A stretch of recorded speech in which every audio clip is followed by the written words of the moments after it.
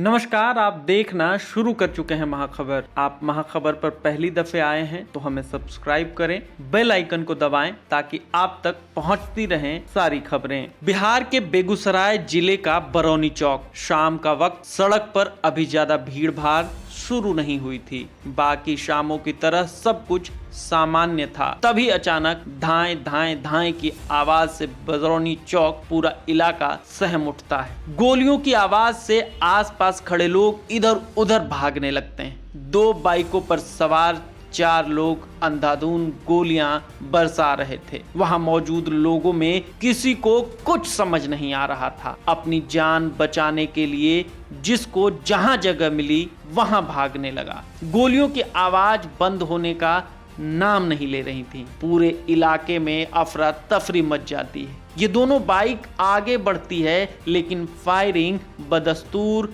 जारी रहते हैं। ये लोग नेशनल हाईवे से होते हुए बीहट की तरफ आगे बढ़ जाते हैं। जहां जहां ये बाइक गुजरती है गोलियों की आवाजें गूंजती रहती हैं। मल्हीपुर चौक, बरौनी, तेघड़ा, बछवाड़ा, इन सब इलाकों में ये लोग अंधाधुंध फायरिंग करते हैं। जहां भीड़ देखते हैं वही फायरिंग शुरू कर देते हैं। लोगों को कुछ समझ नहीं आ रहा था। गोलियों की आवाज से पूरा बेगूसराय सहम जाता है। 30 किलोमीटर तक फायरिंग का सिलसिला जारी रहता है। 11 लोगों को गोलियां लगती है जिनमें से एक की मौत हो जाती है। बेगूसराय की फायरिंग कांड की गूंज बिहार से लेकर दिल्ली तक गूंजती है। बिहार के नीतीश कुमार सरकार कटघरे में आ जाते हैं। आरोप प्रत्यारोप का दौर शुरू हो जाता है, लेकिन राजनीति से उलट लोगों को ये फायरिंग बिहार के बीते दिनों की खौफ को याद दिलाती है। बेगूसराय की घटना से लोगों के अंदर जो दहशत पैदा होती है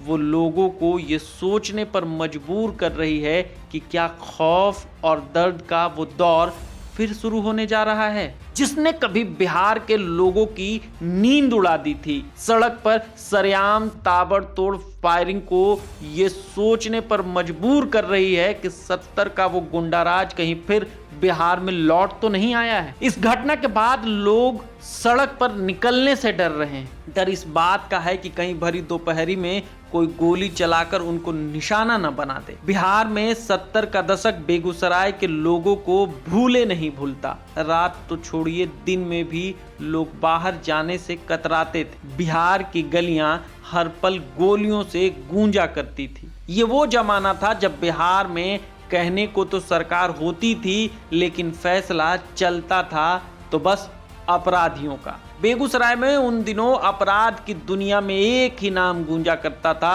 और वह था सम्राट कामदेव सिंह। कामदेव सिंह जो जुर्म का पर्यायवाची था।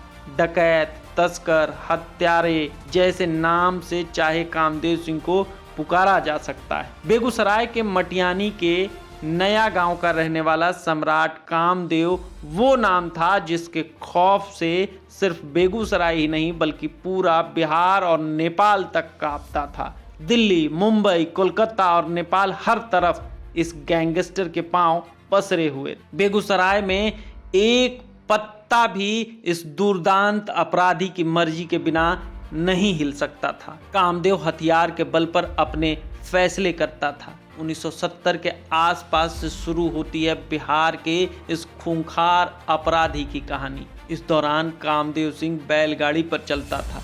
कुछ डकैतों के साथ कामदेव सिंह की जान पहचान हो गई थी और फिर डकैती कर इसने पैसे कमाना शुरू कर दिया। थोड़े समय तक डकैती को अपना धंधा बनाकर रखा, लेकिन फिर इसने तस्करी को हाथ आजमाने की सोची। तस्करी के कारोबार में इतने आगे निकल गया कि बेगूसराय के अलावा बिहार के दूसरे इलाकों में भी इसकी पैठ मजबूत होती गई। इसका गिरोह लगातार ताकतवर होता गया।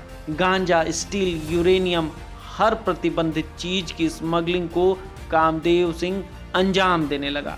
ये लोग बिहार के अलग अलग बॉर्डर से नेपाल में तस्करी करते थे और बदले में कमाते थे खूब सारा पैसा। सम्राट कामदेव सिंह अपराधियों में बिहार के बड़े नामों में शामिल हो गया। बैलगाड़ी से लेकर बड़ी बड़ी गाड़ियों का सफर कामदेव ने चंद सालों में पूरा कर लिया। एक दशक ज्यादा बिहार में जिसके नाम की तूती बोलती थी, आखिरकार सीआरपीएफ की मदद से उसका अंत हुआ।